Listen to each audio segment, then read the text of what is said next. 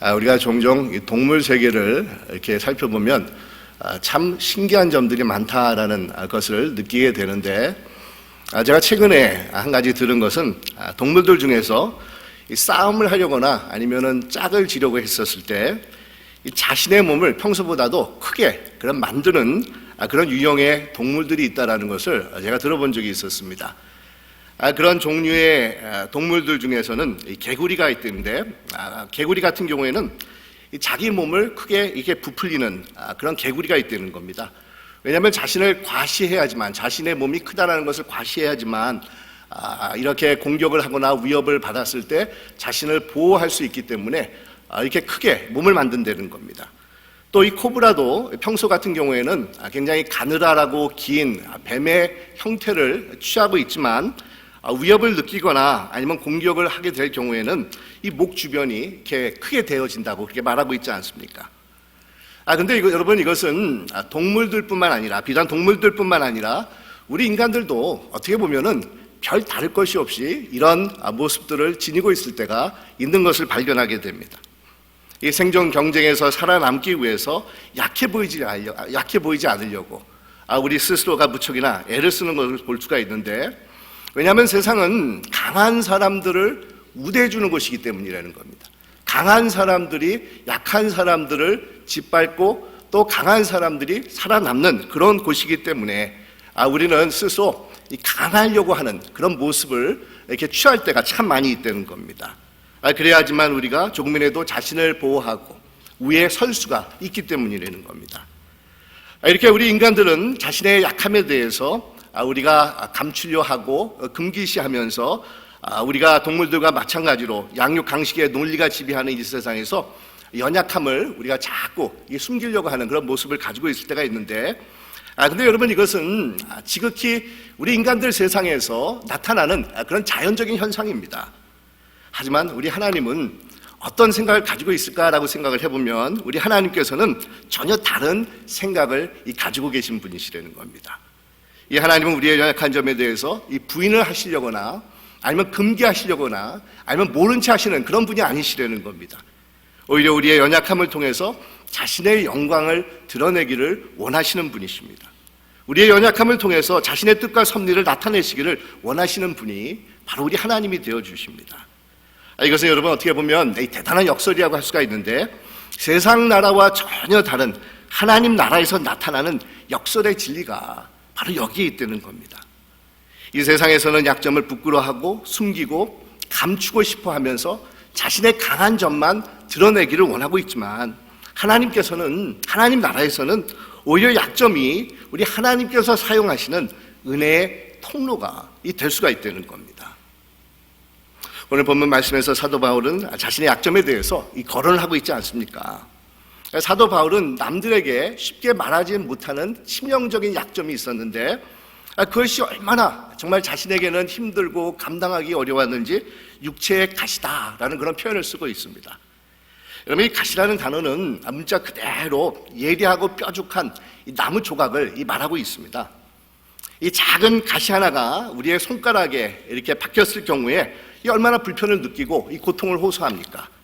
이 잘못했다가는 그 가시 때문에 손이 부어오르고 곪기도 할 때가 있습니다. 하지만 예리한 나무 조각이 자신의 인생 속에서 박혀 있으면서, 그것도 한 번도 아니고 두 번도 아니라 계속해서 쭉 쿡쿡 찔러대면서 이 고통을 가져다 주니까 얼마나 이 사도 바울이 힘들었겠습니까? 이 사도로서 전 세계를 돌아다니면서 하나님의 복음을 증거해야 되는데, 이런 가시 때문에 좀처럼 내가 하나님의 사도입니다, 아마 하나님의 종입니다라는 그런 사실을 분명하게 밝히지 못할 때도 참 많이 있었을 것이라는 겁니다. 이런 사도 바울이 고통스러워했던 육체의 가시가 무엇인지에 대해서는 여러 가지 의견들이 있는데, 대충 두 가지 유력한 그런 의견을 여러분들에게 말씀을 드리면, 이 학자들 가운데는 육체의 가시를 실제적으로 바울의 육체에 임한 질병으로 보고 있는 분들이 있습니다. 이 바울이 다메섹으로 가다가 부활하신 주님을 만났을 때 이 강한 빛이 비춰져서 잠깐 바울의 눈이 멈춘 적이 있었는데, 그때 생긴 눈에 그런 연관된 질병이 사도 바울을 힘들게 했다는 겁니다. 그래서 사도 바울이 말하는 육체의 가시가 눈과 관련된 질병이 아닌가라고 보고 있는 분들도 있고, 아니면은 사도 바울이 간질병을 앓고 있지 않았는가라고 보는 분들이 있습니다. 왜냐하면 사도 바울이 그 표현하는 육체의 가시라는 그 표현이 사실은 헬라 단어에 보면 이 간질병과 비슷한 그런 단어와 이렇게 연결이 될 수가 있기 때문에 그렇게 보는 분들도 있다는 겁니다. 또 다른 의견은 육체의 가시를 상징적으로 해석을 해가지고 실질적인 육체가 아닌 자신의 혈육인 유대인들에게서 받은 이 학대와 이 핍박을 사도 바울이 이 육체의 가시다라고 이 표현을 하고 있지 않는가, 이렇게 생각하는 분들도 있습니다. 아무튼 여러분, 우리는 정확하게 사도 바울이 고통을 겪었던 육체의 가시가 무엇인지에 대해서는 말씀을 하고 있지 않기 때문에 알 수가 없지만, 한 가지 확실한 것은 사도 바울의 입장에서는 육체의 가시, 즉 사탄의 사자라고 한 점을 보아서 여간한 고통이 아니었을 것이라는 겁니다. 이 얼마나 육체의 가시가, 이 사탄의 사자가 사도 바울을 힘들게 했으면 사도 바울이 이 3번이나 기도를 했다라고 이 말씀을 하고 있겠습니까? 여러분, 여기서 이 3번 기도했다라는 것은 문학적인 그런 수사법이 됩니다. 문학적인 표현 방법으로서 수없이 많이 40일 동안 계속해서 기도를 한 것을 이 표현하고 있는 것입니다. 육체의 가시를 제거해달라고 오랫동안 하나님 앞에 간절히 기도할 정도로 이 육체의 가시는 사도 바울에게 있어서는 감당하기 힘든 그런 어려운 이 고난의 그런 상태였다는 겁니다. 그런데 여러분, 사도 바울이 어떤 사람이겠습니까? 사도 바울이 어떤 사람입니까? 우리 하나님의 복음을 전하기 위해서 자신의 삶을 완전히 내어놓았던 그런 종이지 않습니까? 이 전 세계를 돌아다니면서 교회를 세우면서 정말 핍박과 환난을 맞이해도 불뚝불뚝 오뚜기처럼 일어났었던 이 하나님의 귀한 사자였지 않습니까? 정말 27권의 신약 성경 중에서 반이 넘는 14권을 기록한 아주 훌륭한 사도가 바로 사도 바울이지 않았었습니까?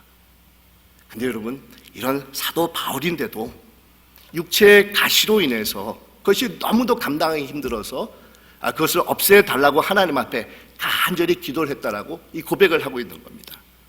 이처럼 사도 바울같이 훌륭한 하나님의 종에게도 약점이 있고 그것 때문에 말할 수 없는 그런 아픔과 상처가 임하게 되었다는 겁니다. 여러분, 이런 것을 보면은 우리를 아프게 하는 가시는 어느 누구에게나 주어질 수 있다라는 것을 우리가 생각해 볼 수가 있습니다. 이것은 여러분, 믿음의 많고 적음의 이 결과로 나타나는 것이 아니라는 겁니다. 예수를 믿지 않는 사람에게도 이 가시가 나타날 수가 있고, 예수를 믿는 사람에게도 이 가시가 생길 수가 있습니다. 인생의 가시는 세상에 살아있는 모든 사람들에게 이 주어지는 것입니다. 어느 누구도 피할 수 없는 인생에서 만나는 필연적인 것이 바로 가시요, 고난이요, 또 우리가 가지고 있는 인생에서 가지고 있는 약점이라고 할 수가 있습니다. 심지어는 믿음이 돈독한 사도 바울 같은 사람에게도 이런 가시가 있고 이 가시로 인해서 이 고난을 당하고 있다는 것을 할선하고 있습니다. 그러니 여러분, 사도 바울도 그런데 우리 같은 사람들에게도 이 가시와 같은 인생의 아픔과 약점이 얼마나 있겠습니까? 얼마나 많이 있겠습니까? 오래전에 제가 신학교에 다닐 때 목회학 상담 과목 교수님이 말씀하신 내용이 아직까지도 제 마음속에 깊이 새겨져 있는 것이 있는데, 이분이 이런 얘기를 합니다. 교우들의 집을 방문해 보면 많이들 이렇게 가족 사진들을 찍어가지고 진열을 해 놓는 그런 가정들이 많이 있는데, 그 사진들을 보면 하나같이 다들 밝고 즐겁고 행복한 그런 모습을 찍어 놓은 사진들이라는 겁니다. 이 어느 누구도 인상을 쓰면서 행복하지 못한 모습을 사진을 찍어가지고 자신 집에 진열해 놓는 사람들은 한 사람도 없다는 겁니다.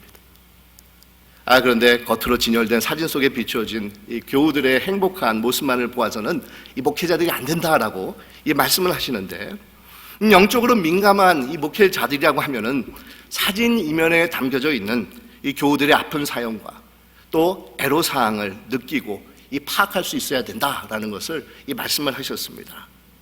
그런데 제가 정말 목회를 하면서 느낀 것은 처음 이렇게 사람들을 만나서 이야기를 나누고 교제할 때는 잘 모르겠지만 좀 더 가까이 가서 대화를 나누다 보면은 많은 분들이 남에게 쉽게 털어놓지 못하는 그런 고민거리들을 다들 가지고 계신 것을 발견할 때가 있다는 겁니다. 어떤 분들은 과거의 실패로 인해서 매사에 자신감을 잃고 우울감 속에 지내는 분들도 계시고, 또 어떤 분들은 가정의 깨어짐을 통해서 마음의 상처를 안고 살아가는 분들도 계시고, 아니면 자녀 문제로 가슴앓이를 하는 분들도 계시고, 아니면 정말 말하기 힘든 그런 상처를 혼자 끌어안고 평생을 그런 지내는 분들도 계십니다. 또 어떤 분들에게는 배우자가 가시처럼 아픔을 주는 경우도 있고, 아니면 어렸을 때 받은 부모로부터의 상처가, 아니면 의지하고 신뢰했던 가까운 친구가 육신의 가시가 되어서 상처를 받게 되면서 정말 고난 가운데 지내고 있는 그런 분들이 계십니다. 그래서 영국의 유명한 조셉 파커 목사님이 이런 말을 합니다. 이 자신이 50년 동안의 목회 생활을 하면서 깨달은 것이 있는데, 그것은 예배 시간에 교회 의자에 앉아있는 분들 중에는 적어도 한 사람 이상은 꼭 마음이 상하고 아파하는 분이 앉아있다, 이런 얘기를 하고 있습니다. 여러분, 그렇습니다. 우리는 세상을 살아가면서 한 번, 두 번, 세 번이 아니라 일평생을 숱하게 이 가시에 찔리고 저 가시에 찔리면서 상처를 받아가지고 어찌할 바를 몰라서 살아가는 경우가 너무도 많이 있다는 겁니다.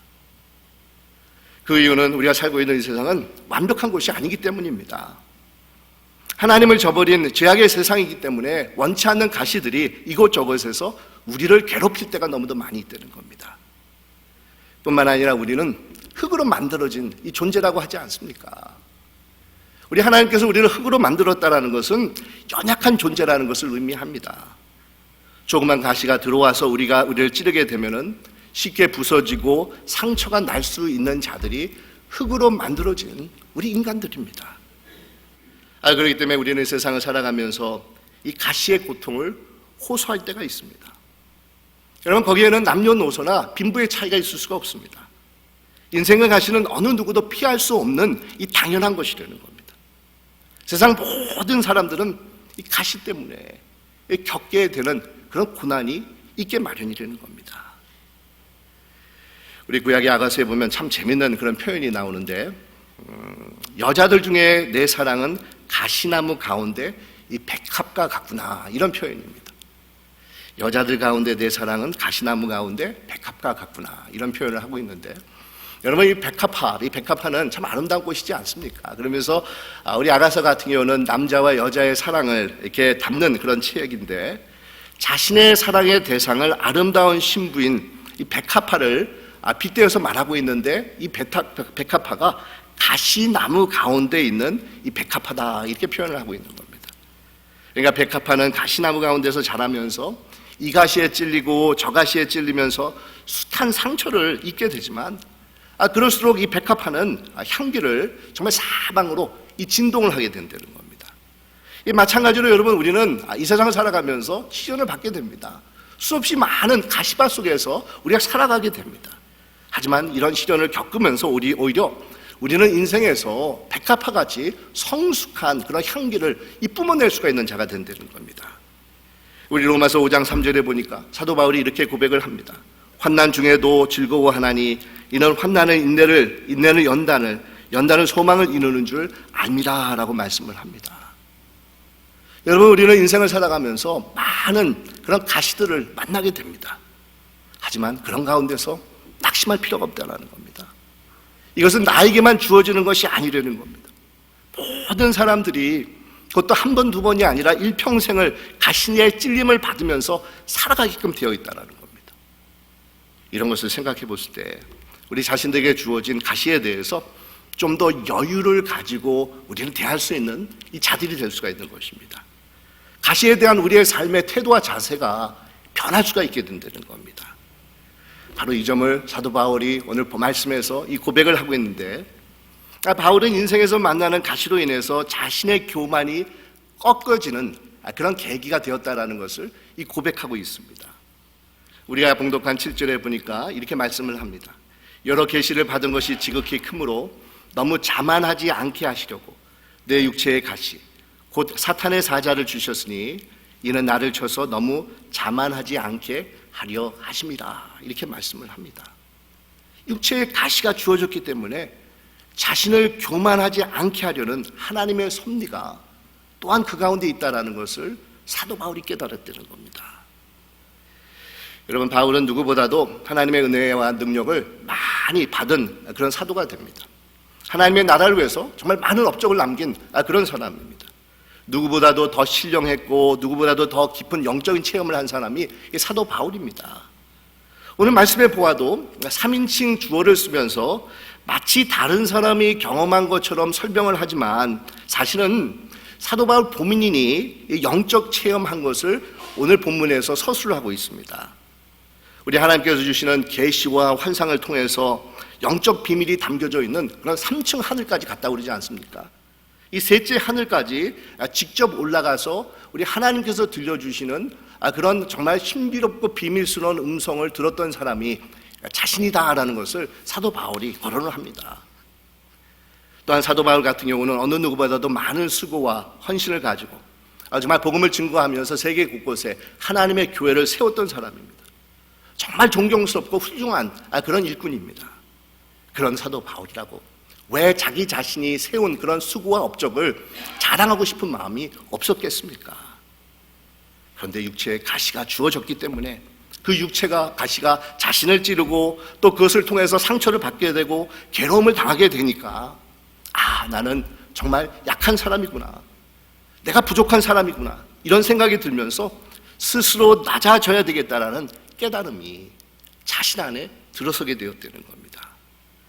가시가 자기를 찌르게 되니까 정말 하나님의 많은 일들을 하고 또 다른 사람들의 문제는 다 해결해 주고 그 능력으로 인해서 지금까지 왔지만 해결하지 못하는 문제가 내게 있구나라는 것이 생각이 되면서 자신의 연약함을 깨닫게 되었다는 겁니다. 스스로 낮아지는 것을 터득하게 되었다는 것을 말씀하고 있는 것입니다. 여러분, 이런 면에서 인생의 가시는 우리를 겸손케 하는 하나님께서 주시는 훈련의 도구라고 우리가 생각해 볼 수가 있습니다. 인생에서 만나는 고난의 가시를 통해서 자신의 부족함과 자신의 약함을 깨닫게 된다는 겁니다. 우리 인간들은 고난과 아픔을 경험할 때 비로소 겸허하게 낮아지는 자들이 될 수가 있습니다. 자신 분야에서 좀 성공했다고 목에 힘을 주고 사는 사람들도 실패를 경험하고 아니면 질병에 걸리거나 아니면 힘든 시련을 맞이하게 된다고 했을 때 겸허하게 되는 것을 우리가 목격하게 됩니다. 제가 아는 어떤 분은 사회에서 참 성공적인 그런 삶을 사시다가 이 사업이 갑자기 기울어지면서 설상가상으로 이 가정이 깨어지는 것을 경험한 분이 계셨는데 이분이 이런 얘기를 하는 것을 제가 한번 들어본 적이 있습니다. 목사님, 한참 잘 나갈 때는 주위 사람들이 전혀 눈에 들어오지도 않고 마치 자신이 세상을 다 소유한 것처럼 생각이 들었었는데 갑자기 어려움이 닥치게 되자 얼마나 자신이 바보처럼 살았는지가 새삼스럽게 깨닫게 되었다는 겁니다. 그러면서 자신을 돌아보고 특히나 가족과 주위 사람들의 이 마음을 헤아려보는 그런 계기가 자신에게 생겼다라는 그런 말을 하는 것을 들어본 적이 있었습니다. 여러분, 우리가 인생을 살면서 이만하면 됐다, 정말 이만하면 만족한다, 이만하면 성공적이다 라고 생각이 들면 들수록 우리 겸손히 낮아져야 된다는 겁니다. 겸손한 줄 모른 채 자기를 내세우려고 자기 과시를 하면서 목에 힘을 주면서 살아가다 보면은 우리는 인생에서 정말 귀한 것들을 놓칠 때가 있다는 겁니다. 그럴 때 우리 하나님께서는 가시를 주셔서 우리로 하여금 겸허함을 배우게 하는 그런 역사를 베풀어 주신다는 겁니다. 우리 잠언서 보면은 교만은 넘어짐의 앞잡이고 멸망의 선봉이라는 그런 말씀이 있지 않습니까? 우리 하나님께서는 교만한 자들을 물리치시고 겸손한 자들을 가까이 하는 분이십니다. 그래서 여러분, 우리가 인생에서 가시를 만나게 되어서 정말 겸허하게 된다라는 것은 하나님께서 베풀어 주시는 은혜라고 할 수가 있다는 겁니다. 만약에 우리가 겸허하게 낮아지지 않냐면 어떻게 하나님을 만날 수가 있었겠습니까? 하지만 어려움을 통해서 자신 삶의 진정한 주인이 누군지를 깨닫고 또 주위 사람들을 배려하는 마음을 갖게 된다는 것은 우리 하나님께서 겸손한 자들을 자신에게 끌기 위해서 베풀어 주시는 귀한 은혜의 이 도구라는 겁니다. 우리 하나님께서 우리를 정말 가까이 하고 싶어 하신다는 사랑의 메시지가 인생의 가시를 통해서 우리에게 전해지고 있다는 겁니다. 지금은 세상을 떠나서 이 고인이 된 분이지만 우리 헨리 나운이라고 하는 우리 하버드 대학교 신학과 교수를 역임하신 그런 분이 계시지 않습니까? 이분은 세계적으로 유명한 그런 신학자로서 수없이 많은 책들을 저술을 하시고 또 존경을 많이 받았던 그런 분인데, 이분이 하루아침에 그 높은 명예와 또 보수를 보장하는 하버드 교수 자리를 아주 헌신짝처럼 버리면서 캐나다에 있는 정신박야가 수용시설에 자원봉사자로 이분이 들어가십니다. 그리고 이 정신박야자들이 모여있는 그곳에 가서는 이들의 용변을 치우고 목욕을 시키고 식사를 돕는 그런 구질구질한 허들의 일을 이분이 정말 서슴지 않고 했었습니다. 그러니까 그런 사실을 신학계가 알게 되자 신학계가 아주 왈칵 뒤집어지는 그런 일이 있었는데, 그러면서 많은 분들이 정말 궁금했었습니다. 왜 저렇게 정말 최고의 수준의 그런 신학 교수가 갑자기 하루아침에 모든 것을 다 버리고 저런 허들의 일을 하는, 하찮은 일을 하는 봉사자의 자리로 내려가야만 했는가라는 그런 궁금증을 가지고 있었는데, 이분이 아무 소리 안 하고 캐나다로 가가지고 그곳에서 정말 정신박야자들을 돕는 일을 하다가 이분이 책 하나를 쓰면서 그 책을 통해서 자신의 그런 행동에 대한 의구심을 갖는 자들에게 이 대답을 들려주셨습니다. 이 책에 보면 이분이 이렇게 말하고 있습니다. 나는 그동안 올라가는 길을 추구해왔다. 어려서부터 공부를 잘해서 천재신동이라고 추앙되고 하버드 교수 자리까지 올라왔다. 나의 저서 20여 권은 무사람의 인기를 얻었다. 나는 지금까지 오직 성공을 향해서, 즉 꼭대기를 향해서 오르막 길만 추구해 온 사람이다. 그러나 어느 날 정신박야가 한 사람을 만났을 때 이런 인간의 고통에 동참하는 내리막길을 통해서 예수를 바로 알 수 있다는 것을 깨닫게 되었다. 오르막길에서는 예수가 보이지 않았지만 내리막길에서는 복음서에 나타난 진정한 예수님을 만날 수가 있었다. 이렇게 고백을 합니다. 여러분, 그렇습니다. 우리가 낮아질 때, 우리가 겸허해질 때 예수님의 삶을 비로소 깨닫는 자들이 될 수가 있는 것입니다. 정말 예수님의 삶에 동참하는 자들이 될 수가 있다는 겁니다.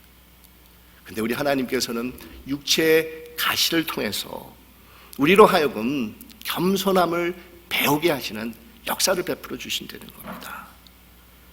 또한 인생의 가시를 통해서 우리는 하나님의 능력을 그 가운데서 체험할 수 있게 되는데, 오늘 본문 9절에서 사도 바울이 이렇게 말씀을 합니다. 내 능력이 약한 데서 온전하여 짐이라 하신지라. 이러므로 도리어 크게 기뻐함으로 나의 여러 약한 것에 대하여 자랑하리니 이는 그리스도의 능력으로 내게 머물게 하려 함이라 라고 말씀을 합니다. 우리 하나님은 우리가 약해질 때 자신의 강함을 베풀어 주시는 분이시라는 겁니다. 정말 우리가 육신의 가시로 인해서 정말 나는 아무것도 아니구나, 정말 나는 정말 보잘것없는 존재에 불과한 자다라는 약함을 깨닫게 되고, 이러한 깨달음은 곧 전능하신 하나님을 의지하는 이 믿음을 가질 수 있는 길로 우리를 인도하게끔 되어준다는 겁니다. 나의 약함 때문에 하나님을 더욱더 의지하게 되고, 그런 가운데서 하나님께서 베풀어 주시는 강함을 경험하게 됩니다. 우리 하나님께서 주시는 임재와 능력과 또한 믿음이 우리에게 이 주어지는 것을 경험하게 된다는 겁니다. 여러분, 그릇을 만드는 이 토기 장인은 아무리 기술이 좋다 하더라도 흙이 단단하게 굳어 있다고 하면은 아무것도 할 수가 없습니다. 어떤 그릇도 만들어낼 수가 없습니다. 하지만 흙이 부드러워지고 연약해진다고 하면 비로소 자신이 가지고 있는 기술을 발휘해가지고 아름다운 그릇을 만들어내는 것이 토기 장이들이라는 겁니다. 근데 하나님도 마찬가지라는 겁니다. 우리 인간들이 정신적으로나 육체적으로나 생활적으로 약해져 있을 때 우리는 하나님을 찾게 되고 또 하나님의 만져주심을 우리가 경험할 수가 있게 된다는 겁니다. 우리 하나님께서는 자신의 뜻대로 우리를 빚어주시는 재창조의 역사를 우리에게 베풀어 주기를 원하고 계시는데, 비로소 우리가 낮아지고 겸허하고 모든 것을 내려놓았을 때 우리 하나님께서 우리 가운데서 비로소 역사하는 것을 체험하게 되는 것입니다. 여러분, 우리 하나님은 겸하게 낮아져서 자신을 찾고자 하는 자들을 절대로 외면하지 않는 분이십니다. 우리 하나님은 자신을 찾는 상한 심령들을 긍휼히 여기시면서 언제든지 따뜻함으로 보살펴주고 감싸주시는 분이시라는 겁니다. 우리 하나님께서 사용하시는 인물들을 우리가 살펴보면 거의 하나같이 자신들이 연약해졌을 때 우리 하나님의 붙들림을 받아서 강하게 역사하시는 그 하나님의 손길을 체험해서 우리 주의 일을 감당했던 사람들이 거의가 대부분입니다. 여러분, 야곱을 생각해 보십시다. 야곱 같은 경우는 평생을 자신의 깨와 지략만을 의지하면서 살아왔던 자이지 않습니까? 하지만 형 에서가 군사 400명을 데리고 자신을 죽이려고 온다라는 그런 소식을 전해 듣고는 약해질 대로 약해지게 됩니다. 그러면서 이런 가운데서 야곱이 결단을 합니다. 야복 강가에 혼자 남아서 하나님만을 의지하고 신뢰하는 그런 기도를 드리겠다라고 이 결단을 하게 됩니다. 그러면서 기도를 하면서 하나님을 아주 간절하게 찾지 않습니까? 그러자 우리 하나님께서는 야곱이라는 이름 대신에 승리자라고 하는 이스라엘이라고 하는 새 이름을 주시면서 그의 삶을 축복해 주십니다. 여러분, 모세 같은 경우에는 애굽의 공주의 막강한 권력을 가지고 있는 그런 상황에서는 자기 힘만을 과시하고 있었습니다. 그러자 모든 것이 꼬이면서 결국은 실패자의 인생을 걷기 시작을 합니다. 하지만 아무도 없는 미디안 광야로 내몰리게 되어서 인생의 막다른 골목에 다다르게 되자 힘이 다 빠지면서 하루하루 정말 근근히 살아가는 양치는 목동이 되어 있을 때 그 가운데서 하나님께서 모세를 찾아오십니다. 그리고 그를 부르셔서 이스라엘 백성들을 해방시키는 이 출애굽의 대역사를 열게 하는 그런 놀라운 하나님의 역사가 모세를 통해서 나타나게 되었다는 겁니다. 여러분, 우리 하나님께서는 가시를 통해서 우리의 연약함을 깨닫게 하시고 또한 그것을 통해서 자신의 능력을 의지하는 삶으로 우리를 이끌어 주시는 분이시라는 겁니다. 그러니 여러분, 우리가 가지고 있는 가시를 어떻게 해야 되겠습니까? 인생에서 가지고 있는 그 고난을 우리가 어떻게 해야 되겠습니까?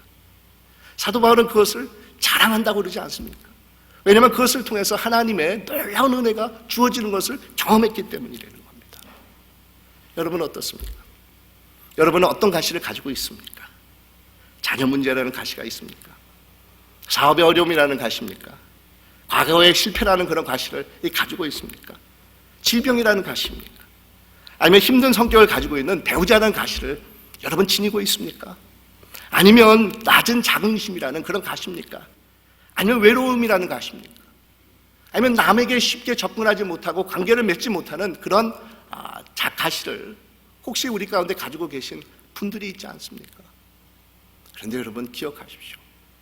그러한 약한 가시를, 나를 약하게 하는 그런 가시가 내게 있었을 때 우리는 더욱더 겸허하게지고 또 그 경험함을 통해서 우리를 아는 하나님의 능력을 의지하는 자들이 될 수가 있다는 것입니다.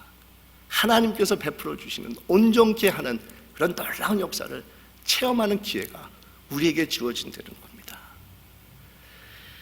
제가 아는 어떤 권사님은 젊었을 때 이 남편과의 참 힘든 그런 관계 때문에 결국은 이분이 가정을 깨야만 하는 그런 경험을 하신 분이 계셨습니다. 남편이 술만 먹고 돌아오기만 하면은 폭언과 또한 또 폭력을 휘두르면서 가정에서 이 학대를 서슴지 않고 행했기 때문에 결국 이분이 참고 참다가 결국은 가정을 깨야만 하는 그런 결단을 내리셔서 정말 아픈 그런 사연을 가지고 살아가셨는데 이분이 이렇게 가정에 깨어진 것을 경험하고는 너무 수치스러움 때문에 정말 모든 관계를 다 끊으시고 외롭게 고립이 되어서 두 딸들만 같이 데리고 평생을 그렇게 살겠다라고 결단을 하면서 아주 정말 외롭고 고달픈 그런 이민생활을 하셨던 분이 계십니다. 거의 모든 사람들을 다 만나지도 않고 친정 식구들까지도 다 차단을 시킨 채 그냥 고달프게 혼자 살아갔던 겁니다. 자신이 여기까지 오게 된 것에 대해서 굉장한 수치심이 들고 이 자존심이 상했기 때문에 어느 누구도 만나고 싶은 마음이 없었다는 겁니다. 그런 가운데 지냈을 때 주위에 있는 몇 분들이 이분에게 신앙을 가지고 다가갔다는 겁니다. 조용히 다가가면서 이분의 마음을 들어주고 어루만져 주면서 이 권사님의 마음이 열리기 시작을 합니다. 그러면서 이분이 정말 자신의 그런 연약함 가운데서 우리 하나님을 만나게 되는 놀라운 역사를 체험합니다. 그러면서 이분이 깨달은 것은 하나님께서 나를 여기까지 인도해 주신 데는 분명한 목적이 있고 이유가 있었을 것이다라는 것을 생각하면서 지금 이분이 무슨 일을 하시냐면 학대받는 여성들을 돕는 그런 자원봉사자로 아주 열심히 섬기는 분이 계십니다. 내가 약했을 때 강한 하나님의 온전케 해주시는 손길을 체험하셨다는 겁니다. 사랑하는 여러분, 우리 하나님께 나의 약함을 솔직히 고백하면서 나왔을 때 우리 하나님께서는 자신의 놀라운 그런 임재와 능력과 위로로 함께하여 주시는 분이십니다. 약할 때 나를 온전케 만들어서 자신의 영광을 위해서 사용하기를 좋아하시는 분이 바로 우리 하나님이시라는 겁니다.